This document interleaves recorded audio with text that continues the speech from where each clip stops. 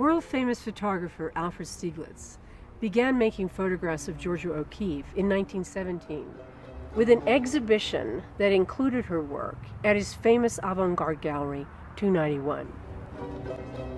Stieglitz continued to photograph OKeeffe until he retired from photography some 20 years later.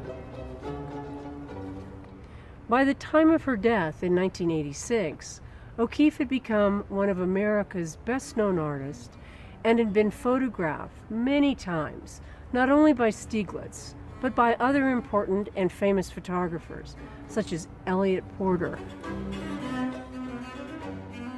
Andy Warhol, Ansel Adams, Joseph Karsh, and Todd Webb.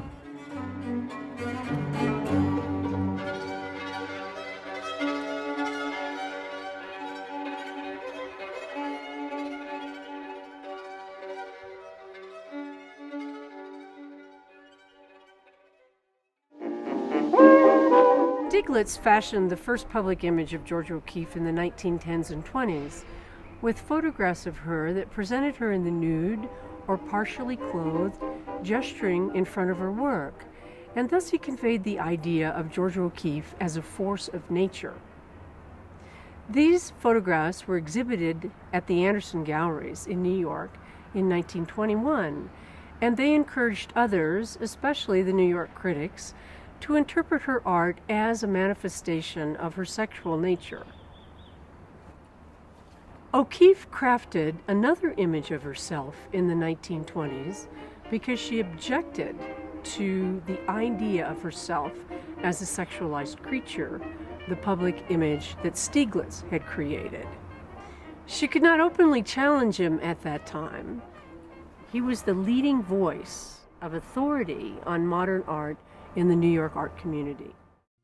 But increasingly, from the mid-1920s forward, OKeeffe presented herself to the press and to other photographers as a serious, uncompromising artist who was devoted primarily to her work. She also shifted the emphasis in her work away from abstraction toward the representation of recognizable forms, namely paintings of flowers. OKeeffe continued her campaign for self-definition after she began working part of every summer in New Mexico in 1929, and especially after Stieglitz's death in 1946 and her move to New Mexico away from New York in 1949.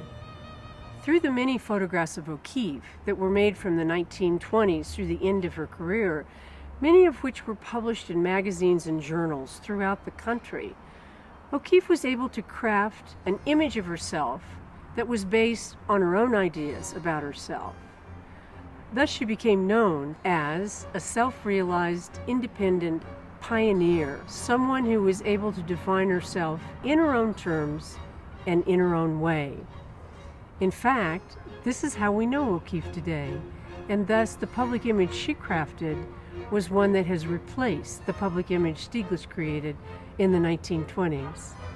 And the success of this public image was one of the great triumphs of OKeeffe's late career.